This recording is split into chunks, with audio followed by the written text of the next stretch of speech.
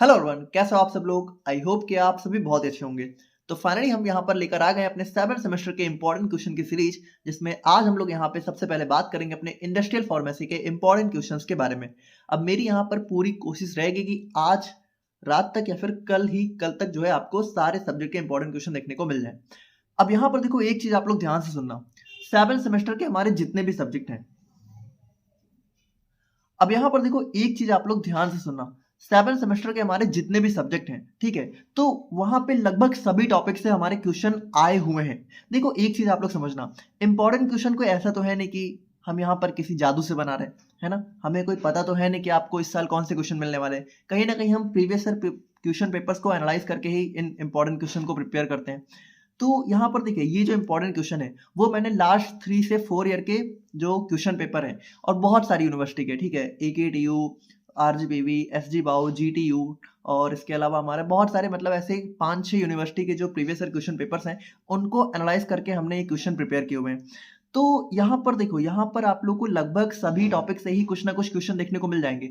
हाँ, कुछ टॉपिक्स हैं जहां से क्वेश्चन नहीं भी है अगर आप लोग सिलेबस देखोगे, बट फिर भी आप लोग को लगेगा कि अरे इतने सारे क्वेश्चन हैं, मतलब सभी टॉपिक्स हैं। तो देखो कहीं ना कहीं सभी टॉपिक से क्वेश्चन आते हुए हैं। अब यहाँ पर देखो, जो क्वेश्चन यहाँ पर रिपीट हुए हैं उनके आगे मैंने वी मेंशन कर दिया है। तो जो क्वेश्चन, जिन क्वेश्चन के आगे वी मेंशन है वो तो आप लोग को गलती से मतलब छोड़ के जाना ही नहीं है।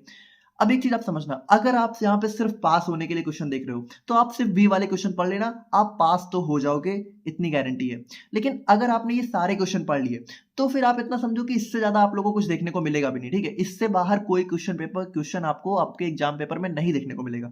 एक दो क्वेश्चन अगर होंगे भी तो वो ऑप्शन में होंगे, बाकी यही सारे क्वेश्चन आप लोग को एग्जाम में देखने को मिलेंगे। तो अगर आपने इनको पढ़ लिया तो डेफिनेटली 75 मार्क्स के क्वेश्चन आप लोग को इन्हीं से देखने को मिलेंगे। तो देखो इस चीज को थोड़ा सा आप लोग ध्यान में रखना कि ये सारे ही क्वेश्चन थोड़ा सा मतलब सिलेबस से आए हुए हैं, तो उनको हमने मेंशन किया हुआ है। और कहीं ना कहीं ये क्वेश्चन जो है आपके प्रीवियस ईयर पेपर में पूछे गए हैं, इसीलिए यहाँ पर मेंशन है। तो ये सारी चीजें आप ध्यान में रखना। बाकी इन सारी बातों के साथ हम लोग यहाँ पे अगर बात करें तो जो हमारा यूनिट 1 है, तो यूनिट 1 में हमारा सबसे पहला हमारा क्वेश्चन आ जाता है, define pilot plant and relation between pilot plant and scale up. तो यहाँ पे आपको पता है जो पायलट प्लांट है, ठीक है, वो क्या होता है, सेमी इंडस्ट्रियल लेवल प्रोडक्शन होता है। और फिर उसी से हम लोग यहाँ पे क्या करते हैं, फाइनल जो है जो हमारा स्केल अप होता है, स्केल अप मतलब इंडस्ट्रियल लेवल पे प्रोडक्शन करते हैं। तो उन्हीं के बीच में थोड़ा बहुत आप लोग को रिलेशन बताना है। तो इन सभी, अब इसका जो भी सॉल्यूशन है, ठीक है, तो इनकी जो भी लेक्चर वीडियोस है वो आपको हमारी प्लेलिस्ट में देखने को मिल जाएंगी। इनकी जो भी नोट्स है वो आपको हमारे ऐप पर देखने को मिल जाएंगे, ठीक है। तो सभी का आंसर आप लोग को वीडियोज और नोट्स में मिल जाएगा, तो वो चीज आप देख लेना। बाकी अगर हम लोग यहाँ पे बात करें तो define general consideration for pilot plant scale up technique. अब एक चीज ध्यान से सुनना, कुछ कुछ क्वेश्चन ऐसे होते हैं जिनको थोड़ा सा घुमा के पूछ लेते हैं, तो उनको मैंने और में करके लिख दिया। जैसे अब यही यही इसी क्वेश्चन को आप लोगों से ऐसे भी पूछ सकते हैं, define significance of requirement of personal space and raw material. तो यहाँ पे देखो, ये जो जनरल कंसिडरेशन है ना, इसी के अंदर बेसिकली ये सारे टॉपिक्स आ जाते हैं। पर्सनल स्पेस, रॉ मटेरियल, ये सारी हमारी जनरल कंसिडरेशन के अंदर ही आ जाते हैं। तो चाहे क्वेश्चन आपसे ऐसे पूछें, चाहे क्वेश्चन आपसे ऐसे पूछें, आप लोग को सेम चीजें लिख के आनी है। अगर आपने टॉपिक को अच्छे से पढ़ा हुआ है तो आपको ऑलरेडी भी पता होगा। उसके बाद हमारा सेकंड क्वेश्चन आता है, explain in detail about SUPAC guidelines. तो यहाँ पे देखो, ये क्वेश्चन बहुत ज्यादा इंपॉर्टेंट है। ये दोनों ही क्वेश्चन आप लोग को बिल्कुल नहीं छोड़ के जाने हैं। मतलब देखो, बार बार हम नहीं बोलेंगे, बट आप इतना समझो कि जिनके भी आगे वी मेंशन है वो क्वेश्चन आप लोग को नहीं छोड़ना है, ठीक है। तो SUPAC गाइडलाइंस के ऊपर भी कई बार क्वेश्चन देखने को मिला हुआ है। अब यहाँ पे देखो, इसी को थोड़ा सा ऐसे भी पूछ सकते हैं, explain in detail the section that deals with changes in excipient as per SUPAC guidelines. तो यहाँ पे देखो, SUPAC गाइडलाइंस के अंदर बेसिकली हम लोग यहाँ पे कुछ चेंजेस करते हैं, तो उन्हीं चेंजेस में हमारा एक्सिपिएंट में भी चेंजेस होते हैं। तो ये सारी चीजें हमारी इसी के अंदर मेंशन है, तो इसको आप लोग पढ़ लोगे तो ये चीजें भी उसी के अंदर आ जाती हैं। तो क्वेश्चन ऐसे भी पूछा जा सकता है। उसके बाद हमारा प्लेटफॉर्म टेक्नोलॉजी से भी क्वेश्चन आया हुआ है, और pilot plant scale up consideration for solid और सेमी सॉलिड, तो यहाँ से भी क्वेश्चन हमें देखने को मिला हुआ है। तो ये हमारा यूनिट 1 के इंपॉर्टेंट क्वेश्चन हो जाते हैं। उसके बाद हमारा यूनिट 2 की बात करें तो यूनिट 2 में हमारा सबसे ज्यादा इंपॉर्टेंट क्वेश्चन आ जाता है, WHO guidelines for technology transfer, ठीक है। तो ये क्वेश्चन तो हमारा बहुत इंपॉर्टेंट है। और यहाँ पे अगर आप लोग देखो तो लाइन से तीनों ही क्वेश्चन, ठीक है, क्वालिटी रिस्क मैनेजमेंट, ये दोनों टॉपिक तो इतनी बार पूछे गए हैं कि मतलब आप समझ लो कि लगभग 90% आप लोग को इस बार भी देखने को मिलेगा ही।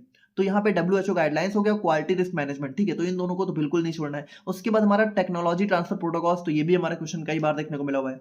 उसके बाद हमारा आ जाता है discuss granularity of technology transfer process. अब ये क्वेश्चन भी हमारा 2 बार जो है अलग अलग तरीके से देखने को मिला हुआ है, तो इसको भी आप देख लेना, ठीक है। कभी ऐसे पूछ लेते हैं granularity of technology transfer process, और कभी आपसे पूछ लेंगे define the components of granularity of TT process. तो कंपोनेंट्स क्या है? कंपोनेंट्स हमारा यही है, API, excipients, finish product, packaging material, ये सारे हमारे कंपोनेंट्स हैं। इन सभी को हमने नोट्स में बहुत अच्छे से एक्सप्लेन किया हुआ है, तो आप लोग देख लेना। उसके बाद हमारा आता है technology transfer process from R&D to production, ठीक है, तो ये भी हमारा क्वेश्चन इंपॉर्टेंट हो जाता है। उसके बाद हमारा 6th क्वेश्चन, तो ये क्वेश्चन भी देखो 3 बार 3 अलग अलग तरीके से पूछा गया है, तो ये भी हमारा बहुत इंपॉर्टेंट है। Technology transfer agencies in India, ठीक है, तो चाहे ऐसे क्वेश्चन पूछ सकते हैं या फिर आपसे पूछ सकते हैं write down construction and responsibility of 2 major authority related with technology transfer. तो चाहे एजेंसी पूछे चाहे अथॉरिटी पूछे, ठीक है, तो 2, तो वैसे इसके अंदर अगर आप लोग देखोगे तो कम से कम 4-5 हैं, बट किन्हीं 2 को तो आप लोग जरूर याद कर लेना। और एक बार आपसे डायरेक्टली APCTD और NRDC, ठीक है, तो ये दोनों हमारी यही एजेंसीज हैं, तो इनको डायरेक्टली भी ऐसे पूछा गया है, तो किन्हीं 2 को याद कर लोगे तो इन्हीं दोनों को आप याद कर लेना, ठीक है। तो मतलब ऐसे समझो कि ये क्वेश्चन हमारा इंपॉर्टेंट है, इसमें कम से कम आप 2-3 जो है देख लेना। उसके बाद नेक्स्ट हमारा यूनिट 3 की बात करें, तो यूनिट 3 से हमारा सबसे पहला क्वेश्चन आ जाता है define the term regulatory affairs, ठीक है, और उसके बाद हमारा role of regulatory affair department and responsibilities of regulatory affair professionals, ठीक है, तो यहां से भी हमारा क्वेश्चन कई बार आया हुआ है, तो इसको आप लोग जो जरूर देख लेना।